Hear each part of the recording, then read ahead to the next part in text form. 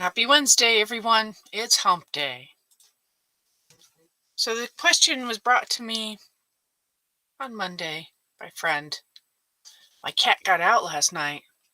She wasn't in heat, but she's back today, and could she be pregnant? It's a legitimate concern. And the only answer I could have for this person was possibly. So I thought today I'd talk a little bit about how reproduction works in cats, how it's similar to what happens in humans. I, as a mother, can really relate to some of it, but it's also really different for cats than it is for people. But before we do that, we're here. It's Wednesday. I go live every Wednesday. My name's Penny Higgins. I am the president and founder of Mew Mew House, which is a retirement home and hospice for cats. What I talk about on Cat Chat is based only on my own experience. I am not a veterinarian. I'm not a vet tech. I don't have any specific training. I mean, I have a degree in biology, but what I have mostly is experience with a whole lot of cats. Right now, Mew Mew House is home to 30 cats, and what you're going to learn today and in other cat chats is what I've picked up over the many years, and also a little bit of what I've researched online and in library books, the old way on paper. Before I start, I like to ask people where they're watching from because I like to know where my reach is. I'm here in Western New York where, okay, it's April and they say April showers bring May flowers. I would sure like to be done with the showers part. Um, it's been cold and rainy for a while. I don't enjoy that very much at all, but I'm in Western New York, so where are you? Go ahead and let me know where you're watching from. And if you want, you can use hashtag live to tell me you're watching live or hashtag replay if you're watching this on replay later. I like to know where my audience is.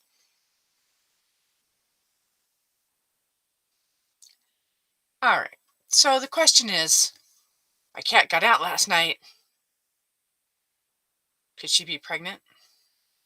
Now this question is a moot point if your cat is spayed. So we're going to assume that you have an unspayed cat. Your cat got out overnight and you're worried. Could kitty be pregnant? We can further this question by adding whether or not the cat was in heat. Now, heat is something that cats experience that isn't so much experienced in people, and it's just like we have our regular menstrual cycle as human women, and all mammals have this. Cats have this sort of this regular cycle, but it includes this heat. So they're every 14 to 21 days, a cat goes into heat where she's just ready to go. Her body's primed for pregnancy, and she's really interested and is out yowling, carrying on, trying to find a male cat. Now, in cats, they can become pregnant any time of year. They do, as feral cats, they do have sort of they tend not to breed during the colder months. That makes sense. You don't want to have kittens when the resources are poor. Right now, here we are in spring, mid-spring now. This is kitten season. We call it kitten season, where we have few kittens and litters over the winter, and then you have one warm day, and then suddenly lots of kittens. So it's kitten season here, and usually it's in the spring where we sort of have peak kitten season, and then things cool down. It actually warms up, but anyway, but their heat cycle is sort of a regular thing. It varies from breed to breed and from cat to cat, just like it does in people. Yes, most of us are 28 days. I actually personally am not 28 days because why be normal? But most humans have a 28-day cycle. So cats is 14 to 21 days. Now, just like humans, cats can get pregnant at any time. They don't have to be in heat to get pregnant, and this is important. So if your thinking is, Kitty got out, but she wasn't in heat, so she couldn't get pregnant. But no, this isn't how that works. And I'll talk about that even more in a minute. But typically, they can get pregnant any old time. All right, it doesn't matter. Now, being in heat means that she's going to go looking for it. All right, she's going to be trying to find a male to mate with because she's in the mood, but that doesn't mean that she's not capable of getting pregnant. Also, pregnancy is more likely to be successful if the cat was in heat while, when the breeding occurred, because the body, when the cat's in heat, the body is actually primed to become pregnant, just like with humans. When and some women out there, mothers, even doctors, are aware that our body undergoes changes, and when human women ovulate, our bodies actually are also primed for pregnancy. Okay, and so we don't actually have a heat cycle in the same way that other animals do, but primates do go into heat, and in humans, our body is primed for it, and for some women, there is this sort of urgency that we feel, and it's kind of weird. Um, but your body knows when it's ready to be pregnant, and in cats, it's just really extreme, and they'll be driving you batty, walking around the house screaming, trying to get out. And so that's probably the ideal time for a cat to get pregnant. So if your cat got out and was in heat, yeah, chances are good she mated with somebody. Now, if she got out and wasn't in heat, well, maybe she didn't mate with anybody. But if she did, that doesn't mean she can't be pregnant. And here's why. So cats have what's called induced ovulation. The male cats have these barbs on their penis. They're called penile spines. They're made of keratin, the same stuff your hair and your nails are made of. And these spines, when they're in the vagina, they actually stimulate the vagina and cause the female cat to ovulate. So mating causes the cat to ovulate. So whether the cat was in heat or not, if a cat mates, there's a fair chance she's going to ovulate. And once she's ovulated, then there's a chance that she can get pregnant. If the male cat ejaculated and there's sperm in there, there's a fair chance she could become pregnant. Now, going back to what I just said, the chances of a completely successful pregnancy are a little lower, but she could still have a successful pregnancy. So basically, if your cat got out and there's any chance that she mated with a male at all, then there's a chance that she could be pregnant. So it's something to be aware of. Now, there's this interesting thing about cats that they can do. It doesn't happen every time, it depends on the timing and everything. But one litter of kittens can actually have multiple fathers. And the reason for this is that, in part, because the sperm, once it's deposited in the female, it doesn't immediately die off. Okay. And also, ovulation can happen over a little bit of time. So, if a female cat mates multiple times in rapid succession over a certain period of time, I don't know what that period of time is, then there can be sperm from multiple fathers in there and could ovulate or could fertilize different eggs. So you can have a single litter of kittens with multiple fathers. It's something to be aware of.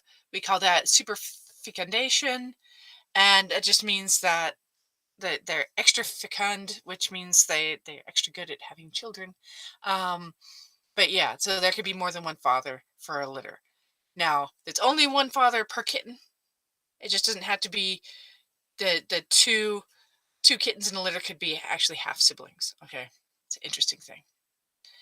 So, what can you do to avoid this? Well, there's two things you can do. One is don't let your cat get out. Okay, accidents happen. All right.